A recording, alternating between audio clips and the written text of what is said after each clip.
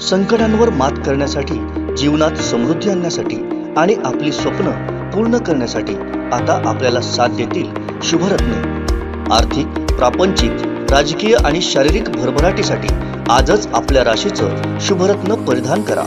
5 पिढ्यांपासून विश्वासाची परंपरा। शुभरत्न केंद्र AH मोतीवाला, नेहरू चौक, Maharashtra बँकेसमोर, Nipani. Mobile 09448 14 24 21। Maharashtra राज्य प्राथमिक शिक्षक समितीच्या अधिवेशनाचा माहोल जर राज्यातल्या शिक्षकांनी बघितला असेल तर त्या सर्वांना आवाहन करेन की शिक्षकांच्या 50 ते 55 विविध संघटना आहेत, म्हणजेच 50 ते 55 विविध विचार। त्यामुळे शिक्षकांचे प्रश्न सोडवताना अडचण निर्माण होते। त्यामुळे सर्व शिक्षकांना मी आवाहन करेन की या राज्यातील मोठ्यात मोठी संघटना जी कामगार कायद्याखाली नोंदणीकृत झाली आहे, धर्मादाय आयुक्त यांच्याकडे नोंदणीकृत असलेली संघटना म्हणजे शिक्षक समिती। त्यामुळे छोटमोठ्या संघटनांनी या शिक्षक समितीच्या झेंड्याखाली यावं आणि शिक्षकांचा आवाज अधिक बुलंद करावा असं आवाहन महाराष्ट्र राज्य प्राथमिक शिक्षक समितीचे नूतन राज्य सरचिटणीस राजन कोरगावकर यांनी राज्य महाधिवेशनात दिले। महाराष्ट्र राज्य प्राथमिक शिक्षक समितीचं या ठिकाणी आज महाअधिवेशन वेंगुर्ले तालुक्यात संपन्न झालेलं आहे। मोठ्या प्रमाणात मोठा प्रतिसाद जो आहे या अधिवेशनाला लाभलेला आहे। आपल्या या कोकणचे सुपुत्र असलेले आणि त्याचप्रमाणे या शिक्षक समितीचे सरचिटणीस या ठिकाणी आपल्या सोबत उपस्थित आहेत। राजनजी कोरगावकर सर आपल्या सोबत उपस्थित आहेत। काय सांगाल, आज अधिवेशन कोकणात झालं, वेंगुर्ले संपन्न झालं, मोठा प्रतिसाद मिळाला, शिक्षकांनी या ठिकाणी मोठ्या प्रमाणात प्रतिसाद दिलेला आहे या अधिवेशनाला, काय सांगाल? धन्यवाद। तसं बघितलं तर कोकणावर महाराष्ट्रातील सर्व लोकांचं खूप खूप भरभरून प्रेम आहे आणि म्हणून दुसऱ्या वेळी हे महाराष्ट्रातलं 17वं त्रैवार्षिक अधिवेशन या ठिकाणी संपन्न होत आहे आणि महाराष्ट्रातली सर्व तमाम शिक्षक बांधवांनी या ठिकाणी भरभरून या ठिकाणी कोकणावर प्रेम केले, आज सिद्ध झालं। या अधिवेशनाच्या पार्श्वभूमीवर या ठिकाणी जो सभागृह होतं, जे सभागृह होतं ते तुडुंब पडलं होतं आणि त्याची जी साक्ष आहे की सिंधुदुर्ग कोकण यावर महाराष्ट्रातील सर्व लोक अगदी भरभरून प्रेम करतात, कारण इथलं पर्यटन आणि पर्यटनाच्या माध्यमातून इथलं गुणवत्ता, शिक्षण आणि शिस्त या बाबतीत कोकण आणि त्यात कोणी विशेषतः सिंधुदुर्ग अग्रेसर आहे आणि त्याबद्दल मी सर्व महाराष्ट्रातील तमाम शिक्षकांना धन्यवाद देतो। निश्चितच आपल्या काही मागण्यासुद्धा आपण या निमित्तानं मंत्री महोदय असतील किंवा मुख्यमंत्री असतील यांच्यासमोर उपस्थित केल्या होत्या। काय सांगाल याबद्दल आपल्या मागण्यांच्या? या ठिकाणी खरं तर या राज्याचे अगदी लोकप्रिय मुख्यमंत्री साहेब या ठिकाणी अगदी वेळात वेळ काढून, खरं म्हणजे त्यांना वेळ नव्हता, दौरा दुसऱ्या ठिकाणी कुठे होता, पण आमचे स्वागताध्यक्ष या जिल्ह्याचे सुपुत्र, या राज्याचे शिक्षण मंत्री नामदार दीपकभाई केसरकर यांच्या विशेष प्रयत्न, त्यांचं आमच्यावर असलेलं प्रेम, हे या प्रेमातून त्यांनी मुख्यमंत्री महोदयांचा दौरा अगदी काही वेळात असं ठरवून आणला आणि आमच्यावर असलेलं प्रेम त्यांचं एकदा सिद्ध केलं आणि या एवढं सिद्धच केलं नाही तर शिक्षकांवरही प्रेम आहे त्यांनी दाखवून दिलं। तुम्ही सगळ्यांनी बघितलं असेल, म्हणजे असं कधीच घडलं नव्हतं। माननीय मुख्यमंत्री, शिक्षण मंत्री एका व्यासपीठावर येऊन, उद्योगमंत्री एका व्यासपीठावर येऊन आणि शिक्षकांचे असे भरभरून प्रश्न सोडवतात, म्हणजे त्यांनी एवढा आम्हाला शब्द दिलेला आहे, अनेक प्रश्न या ठिकाणी सोडवण्याचे अभिवचन दिले आणि आम्हाला ठाम विश्वास आहे की हे मुख्यमंत्री महोदय साहेब आणि शिक्षण मंत्री महोदय साहेब नक्कीच शिक्षकांचे प्रश्न अगदी आवर्जून सोडवतील, त्याबद्दल आमचा विश्वास आहे। कारण आज शिक्षकांचे एवढे प्रश्न आहेत, म्हणजे शिक्षकांसमोर अशैक्षणिक कामाचा अगदी बोजा आहे, ऑनलाईन कामाच्या माध्यमातून विद्यार्थ्यांसमोर शिक्षक जात नाही आहे आणि हा शिक्षक विद्यार्थ्यांसमोर गेला पाहिजे अशी आमची आग्रही मागणी आहे।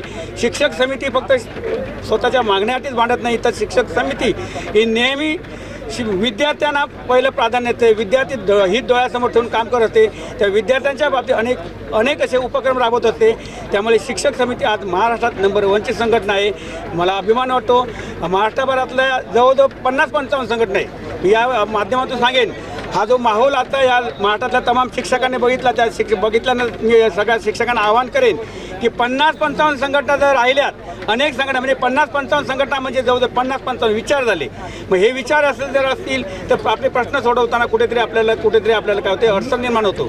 त्यामुळे महाराष्ट्राच्या सर्व शिक्षक बांधवांना मी आवाहन करेन की मोठी संघटना जी कामगार कायद्याखाली जी नोंदणीकृत झाली, धर्मादाय आयुक्ताकडे जी नोंदणी असलेली मोठ्यात मोठी संघटना शिक्षक समिती, या शिक्षक समितीच्या झेंड्याखाली या छोट्या मोठ्या संघटनांनी यावं आणि आपली ताकद, बुलंद आवाज, हा शिक्षकांचा बुलंद आवाज आहे, तो अधिक बुलंद करावा असं मी सगळ्यांना आवाहन करतो। पुन्हा एकदा महाराष्ट्रातल्या संपूर्ण म्हणजे बांध्यापासून आलेल्या सर्व शिक्षक बांधवांना मी या बाईटद्वारे आवाहन करेन, तुम्ही जसे सुरक्षित आलात तर सुरक्षित जा. कोकणावर भरभरून प्रेम केला तसं पुन्हा प्रेम करा. हे दुसरं अधिवेशनसुद्धा म्हणजे मागच्या टायमाला सिंधुदुर्ग जिल्हा नगरीमध्ये जे 16वं अधिवेशन झालं ते सुद्धा असं अभूतपूर्व झालं होतं. आणि त्यावेळी ज्या मागण्या त्यावेळी जाहीर झाल्या होत्या त्यातली एकही मागणी मान्य झाली नव्हती. मात्र आम्हाला खात्री आहे त्यावेळेचा जो बॅकलॉग जो आहे तो हे मंत्री महोदय शिक्षण मंत्री महोदय नक्कीच भरून काढतील असं आम्हाला ठाम विश्वास आहे. त्यामुळे पुन्हा एकदा सांगेन, जाताना सुद्धा तुम्ही स्वतःच्या घरी सुरक्षित आणि सांभाळून जा असे सिंधुदुर्ग जिल्हावासियांच्या वतीने मी तुम्हाला आवाहन करतो. विशेष म्हणजे हे जे अधिवेशन आहे हे अधिवेशन आमच्यासाठी खूप महत्त्वाचं आहे. मागच्या अधिवेशनाला या जिल्ह्याचं प्रतिनिधित्व म्हणून कोकणचं प्रतिनिधित्व मला राज्य उपाध्यक्षपद मिळालं होतं आणि यावेळी खरं म्हणजे राज्याध्यक्षपद मिळालं असतं पण समन्वय संवाद साधला पाहिजे. 2 पावलं मागे आलं तर संघटना टिकते आणि यात उदात्त हेतूने आम्ही कोकणची परंपरा पुन्हा एकदा दाखवून दिली आणि 2 पावलं मागे येऊन आम्ही सरचिटपदावर आम्ही समाधान व्यक्त केलं.